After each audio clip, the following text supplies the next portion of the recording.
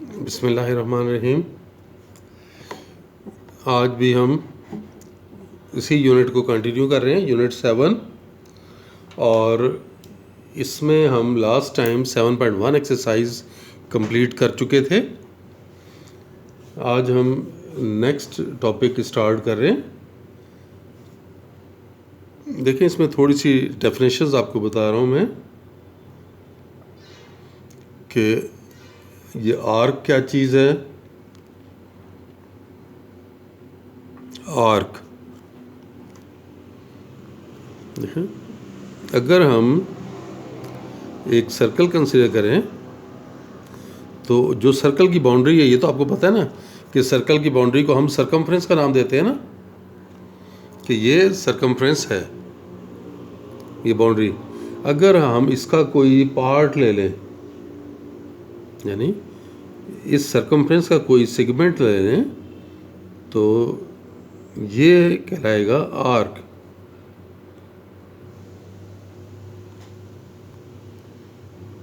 तो डिफाइन कैसे करेंगे? अ सेगमेंट ऑफ द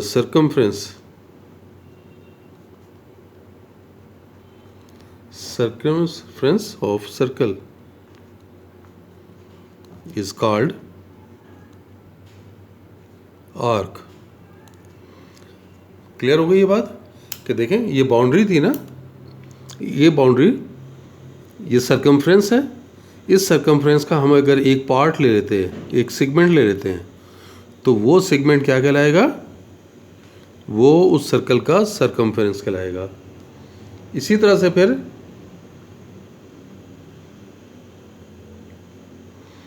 अगर हम सेगमेंट ऑफ सर्कल की बात करें,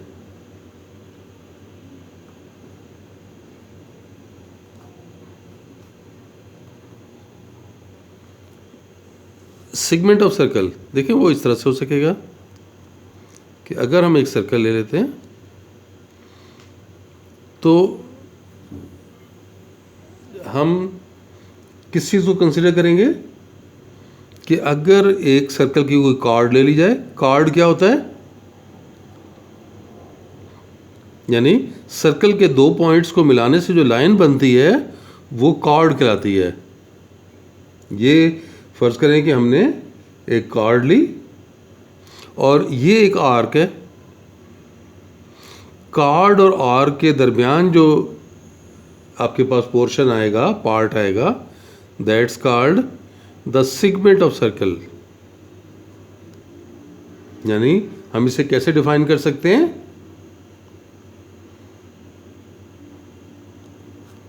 द पार्ट ऑफ सर्कल, और किस किस के दरमियान है? Bounded by a card and an arc.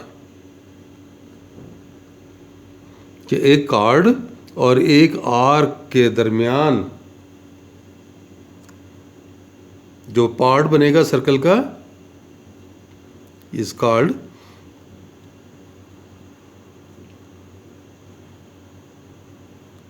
Segment of circle. कि ये सर्कल का सेगमेंट है। The part of circle bounded by a card, ये कार्ड है, ये आर्क है। इस कार्ड और आर्क के दरमियान जो ये सर्कल का पार्ट बनेगा वो कहलाएगा सेगमेंट का सर्कल। और अब तीसरी बात क्या चीज़ है कि सेक्टर ऑफ अ सर्कल।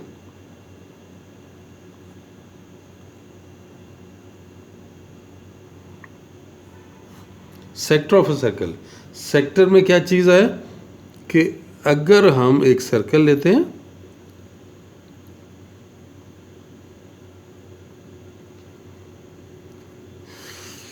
ये हमने एक आर्क ले ली, ये ए बी आर्क है,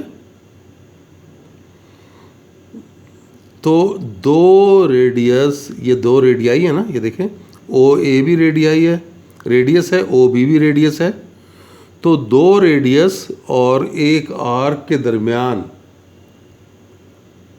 जो सर्कल का पार्ट होगा वो क्या कहलाएगा? सेक्टर। समझ आ गया? The part of circle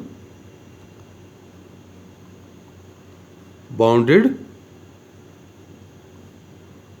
by 2 radii. Radius की ये जमा मोर देन 1 रेडियस हो तो रेडियाई कहलाते हैं। The part of circle bounded by 2 radii and an arc of circle is called sector of circle. तो इस तरह से ये सेक्टर भी डिफाइन कर दिया। तो ये कॉन्सेप्ट्स क्लियर हैं कि आर्क क्या चीज़ होती है, सर्कल का सेगमेंट क्या होता है, सर्कल का सेक्टर क्या होता है। ये सारी चीज़ें मैंने आपको ज़्यादा फिगर के ज़रिए भी समझा दी हैं। अब आप देखें, हम एक रिलेशन ड्राइव करने लगे हैं।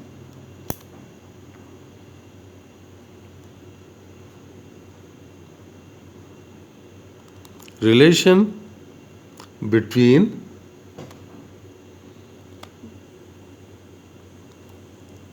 between the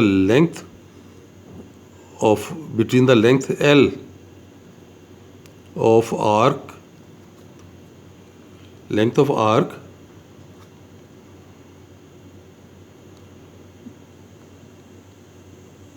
radius R and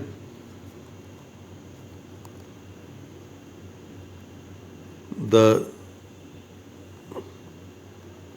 central angle. और ये एंगल किस फॉर्म में है? इन रेडियंस।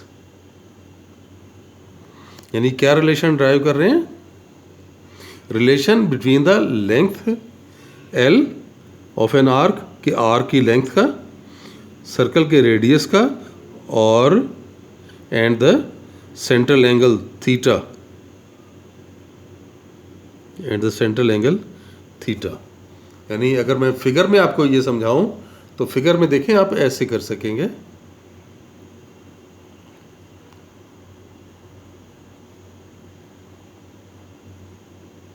कि अगर मैं ये ले लेता हूं, ये O A B,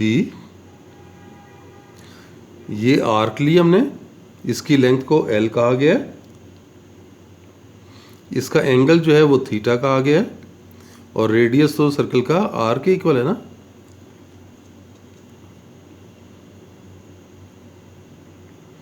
अब यहां पे देखें, ये रिजल्ट ड्राइव कर सकते हैं। Consider a circle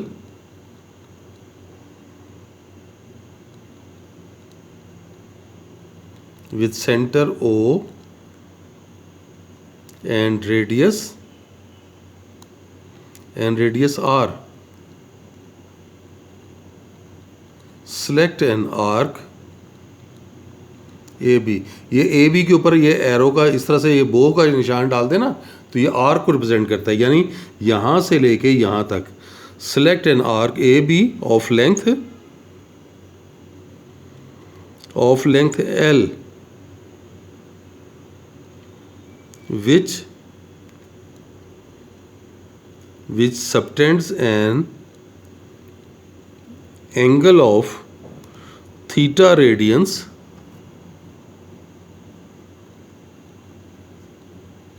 at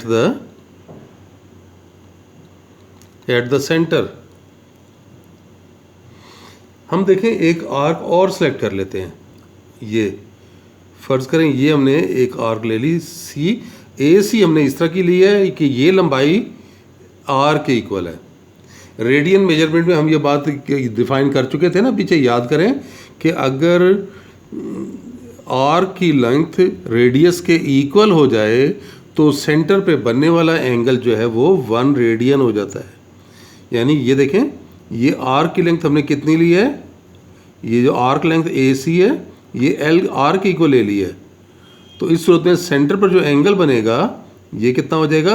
1 radian का।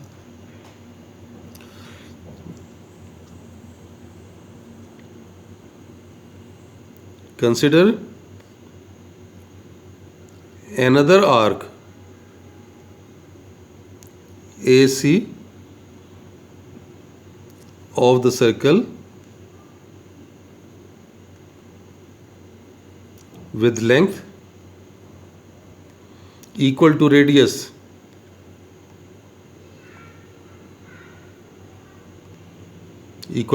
r, then angle subtended by arc AC is 1 radian। ये क्या चीज़ है? Definition of radian. ये डेफिनेशन ऑफ रेडियन के मुताबिक है ना कि ये 1 रेडियन इसकी वैल्यू आई। अब ज्योमेट्रिकल हम ये अप्लाई कर लेते हैं bye geometry.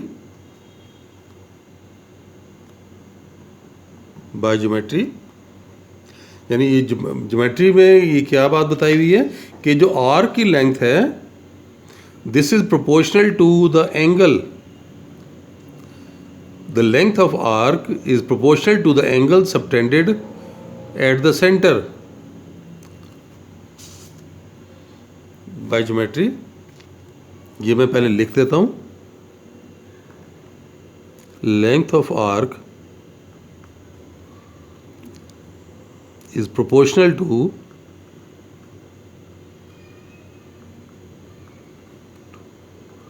the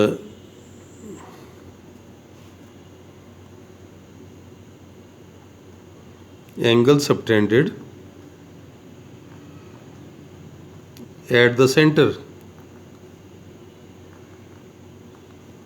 So length of arc AB is proportional to theta. ये देख लें आर्क AB का एंगल कितना बन रहा है? आर्क AB का एंगल बन रहा है थीटा और आर्क AC का एंगल कितना बन रहा है? 1 radian. And length of arc AC is proportional to 1 radian. Value put कर लें, देख सकते हैं ना आर की लेंथ को हमने कितना लिया था? आर की लेंथ को हमने एल लिया था और ये जो लेंथ ऑफ आर्क ए सी जो है वो आर के इक्वल लिया था और ये 1 है। तो थीटा आप उधर ले जाएं तो L equals to R theta. तो ये रिलेशन हमने ड्राइव कर दिया।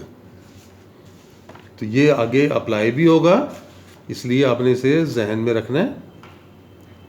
नेक्स्ट हम एक और रिलेशन ड्राइव करने लगे, area of circular sector. Area of circular sector यानी आप ये देखें कि अगर हम ये सर्कल ले रहे हैं, इस सर्कल का हम एक सेक्टर ले लेते हैं, ये ओ ए बी, ये हमने सेक्टर लिया, इसका एंगल बन रहा है सेंटर पे थीटा।